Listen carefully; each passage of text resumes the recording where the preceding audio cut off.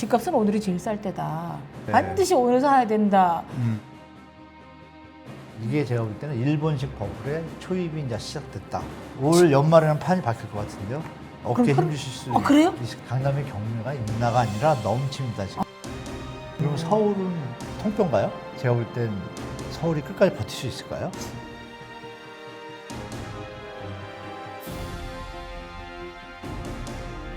교수님, 네.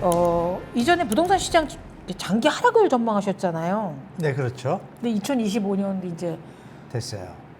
봄이에요. 봄이죠 벌써. 어떻게?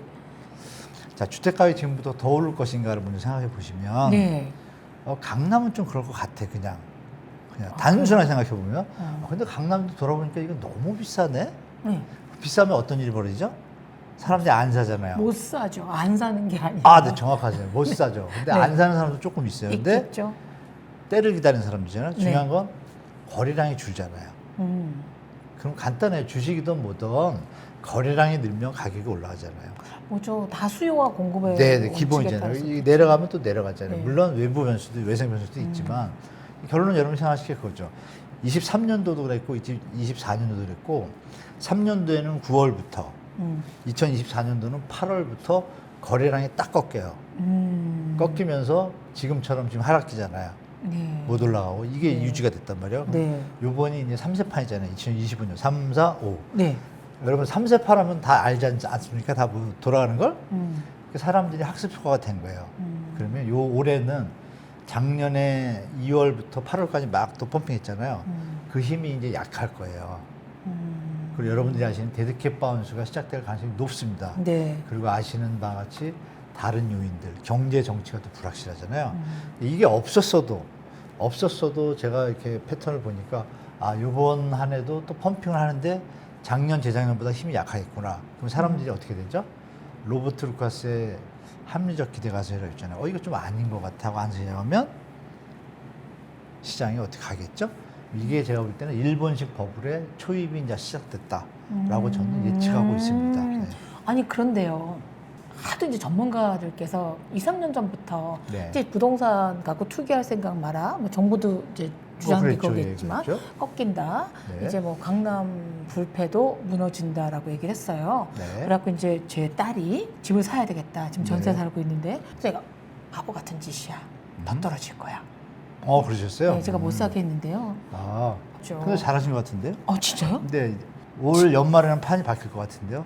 어깨 그럼 힘주실 수 그래요? 있을 것 사지 같아요. 말라 그래요? 틀릴 가능성 1% 정도 제가 볼 때. 진짜? 저도 신이 아니니까 이런 얘기를 드릴게요. 우리 서울 시내 연봉 1억 이상의 그 분들의 비율 아시잖아요. 네. 10에서 15%밖에 안 돼요. 네. 나머지 시장하고 다 연결해 보시면 네. 나머지 시장도 그러시면서 지금 사는 거고 네. 하나가 남아 있죠. 아까 네. 말씀드린 돈 주고 사는 사람도 있다. 이게 누구냐면요. 2018, 19년도에 분양을 받으신 분들이 집값이 막 오르면서 수도권에서 분양받을 때 5억, 6억, 4억 이랬어요. 얘들이 9억, 10억 가잖아요, 지금. 그러니까요. 많이 올랐죠. 2배 정도. 네. 그러니까 이걸 팔면 서울에 입성이 되는 거예요. 12, 13, 15에. 그 정도면? 네, 이 사람들이 들어왔어요, 이번에. 작년에. 많이요. 53%가 갈아타기 수였어요. 이제 상경을 한 거군요. 네, 서울로? 상경했죠. 그러면, 네. 그러면 서울의 외곽 지역에 동작구는 그나마 센터로 들어오는 거고, 네. 뭐 금천구, 구로구, 뭐 양천구도 같이 타면서 10억, 13억 간 거야, 이렇게. 네. 이런 식으로 올라가니까 여기 있는 사람들 중에 또 집을 그 전에 샀던 사람이 있을 거 아니에요. 그러면 이 사람들은 뭘 생각해요? 내가 10억 주고 샀는데, 10억, 9억에 분양받았는데, 그때 그랬어요, 4, 5년 전에. 맞아요. 지금 막 16억을 가네? 17억을? 에따 강남 갈까? 이래가지고 이게 또 토스가 강남을 간 거예요. 이게 작년이에요. 연쇄 이동했죠. 그래서 작년에 순간적으로 8천 건을 넘은 거예요. 맞아요. 근데 그분들이 다 소진이 된 게 언제냐? 추석 전에. 확 갈아탄 거예요. 추석이 끝나고 나니까 갑자기 조용해지는 거예요. 그리고 그 추석 이후부터 지금까지 말씀드린 대로 17억 찍은 게 14억까지 내려오고 뭐 이런 분위기들이 연출이 돼요. 그럼 차근차근히. 그러면 또 이제 정부가 정책장을 올릴 거 아니에요. 올리면 펌핑이 되는데 요번에 누가 따라붙냐. 아까 말씀 주신 따님처럼 만약에 총알이 좀 있으면 이제 불안해서 또 쫓아갔었잖아요. 그렇죠.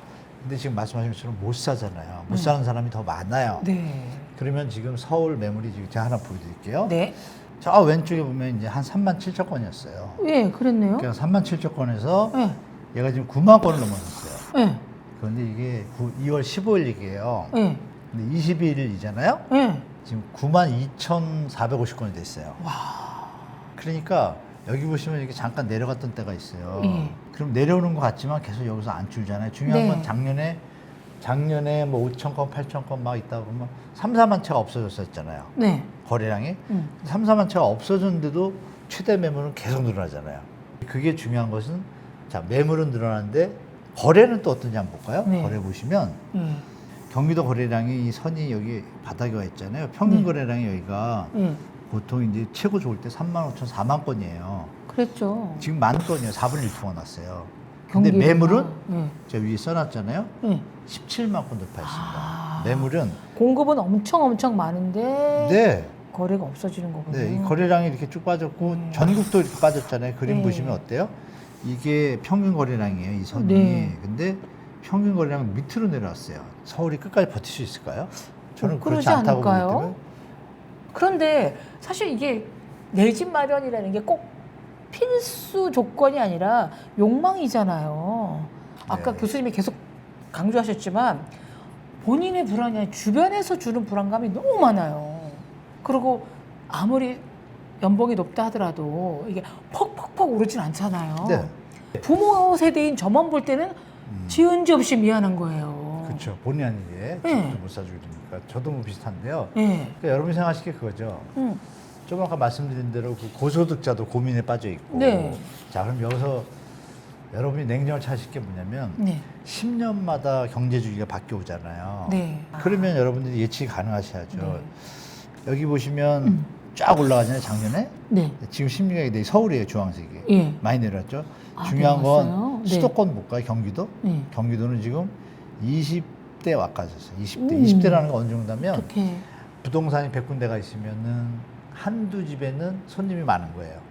그리고 한 10집, 15집은 비슷해요 이러고 나머지 한 7, 80%가 손님이 없어요. 한겨울에도 팔이 날리게 되는 네, 거죠. 그 얘기가 이 표거든요. 네. 그러면 보도에는 뭐가 나오죠? 어디 신고가 뭐가 줄 서. 그건 어디냐? 신축 단지 입주하는데 자리가 진짜 좋은데. 그것만 보도에 나와요. 근데 그 옆에는 어때요? 바로 옆에 목동이 그렇게 난리칠 때 조금 넘어간 광명 막 이런 데는 바로 옆인데도 어때요? 서울도 또 하나 포레 땡땡땡 아파트라고 거기도 지금 마이너스 한 7, 8천이에요. 여러분 기억나시는 게 동작구에 땡땡 뭐 클래시아 뭐 이런 거 있었잖아요. 네. 뭐 경쟁률이 막 18대 1, 20대 네, 막 네, 이랬죠. 네. 뭐. 거기도 지금 입주가 작년 5월, 6월이 됐거든요.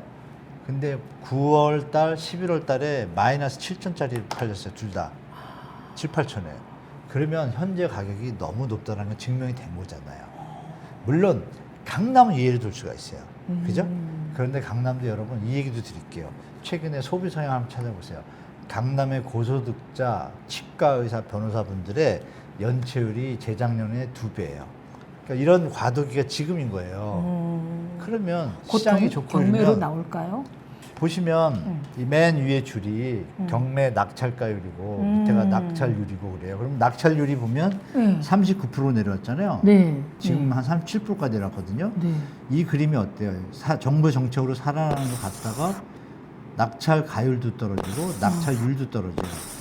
여기서 여러분 중요한 게 뭐냐면 낙찰률이 90% 이런 뉴스 많이 보셨죠? 네. 뭐 경매 낙찰가율이 92% 네. 막 이러고 어떤 건 100% 이런 것도 있잖아요. 네. 자, 그럼 여기서 말씀드릴게요.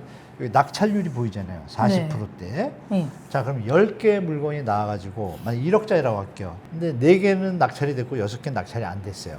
그럼 6개는 다음에 경매할 때 20%를 할인해서 하니까 8천만 원에 시작을 하죠. 그럼 8천만 원짜리하고 또 1억짜리 하나 나왔다고 가정할게요. 네.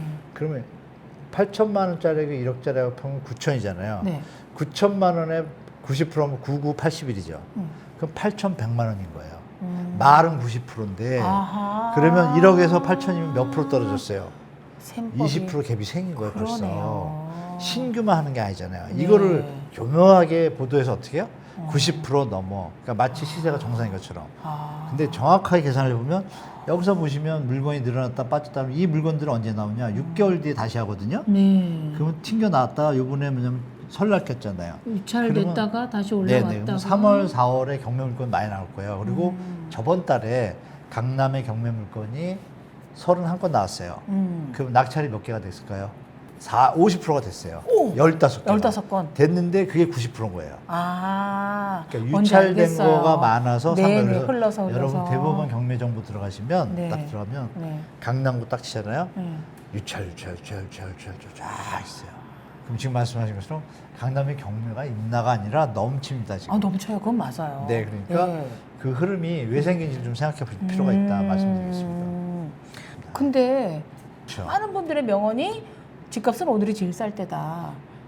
그러니까 네, 그렇죠. 예. 반드시 오늘 사야 된다라는 오늘이 말을 제일 싸다. 오늘이 제일 싸다 이거 사야 될지. 예전에도 한번 말씀드렸는데 네. 2017년, 18년, 19년에 네. 2015년부터 박근혜 네. 정부에서 전세 대출을 네. 3억 원으로 올렸어요. 네. 그러니까 전세값하고 매매가 비슷해요. 순간적으로 대출을 막 드리니까. 그러니까 갭티가 얼마인데 1,000, 2,000이면 집을 사는 거예요. 아, 이 분위기로 올라간다. 경제를 아는 사람들은 판단이 되거든요. 그때 뭐가 나왔냐. 변호사가 변호사 일을 하다 말고 서초동에서 갭 투자 방법을 강의를 해서 그쪽으로 전업을 하고 있더라고요. 와. 그러더니 한 2, 3년 지나니까 네. 대학교에 동아리가 생겨요. 그게 2018년부터 생겨서 20년도 되니까 빚을 봤어. 걔들이. 전매들이. 예, 예. 기억나요. 실화예요, 실화. 네. 대학생이 나와가지고 같은 네, 동아리 예, 했습니다. 맞아요. 그리고 18년도부터 무슨 일이 벌어졌냐? 대기업에 단톡방이 생깁니다. 네. 갭 투자 단톡방. 그것도 어떻게 알아요. 생기냐? 아시죠? 아시잖아요. 근데 거기서 또 발전해서 뭐냐? 지역별로 나눠요. 맞아. 포천팀이라 나눠가지고 맞아요. 야 오늘 나 샀어 뭐 자기들이 사고 자기들이 올렸어요. 지금 말씀드린 뭐 광주팀, 창원팀, 네, 맞아요. 화성 지역별로. 이 지역별 그 단톡방들이 네. 지금 다 개점 휴업입니다. 아. 다들 물려있거든. 네. 그렇다. 그러면 이 얘기는 또 안 맞잖아요. 네. 그러면 여러분이 기억하실 게 뭐예요? 지금의 작년 2, 3년 사이에 주 세력은 누구예요? 2030이 50% 이상이잖아요. 그 2030이 다운되면 어떻게 돼요? 그러면 예측 가능하지 않나요? 자, 팩트 두 개가 나왔죠. 네. 주 세력은 203040이다. 네. 그런데 현장과 카톡방의 모습이 달라지고 있다. 거기다 마지막으로 부동산 유튜버들 있잖아요. 네. 상승론자 유튜버들 여러분 들어가셔서 네. 조회해 보세요. 조회해서 막 살랐습니다. 맞아. 근데 뉴스는 막 뜬다고 하고 있어. 네. 그러면 색깔 좀 나오죠. 여기까지 말씀드리면 네. 좀 이해하시는 데 도움이 되리라고 생각합니다. 이렇게 말씀드릴게요. 오늘 영상 마음에 드셨으면 구독, 좋아요, 그리고 알림 설정 잊지 마십시오.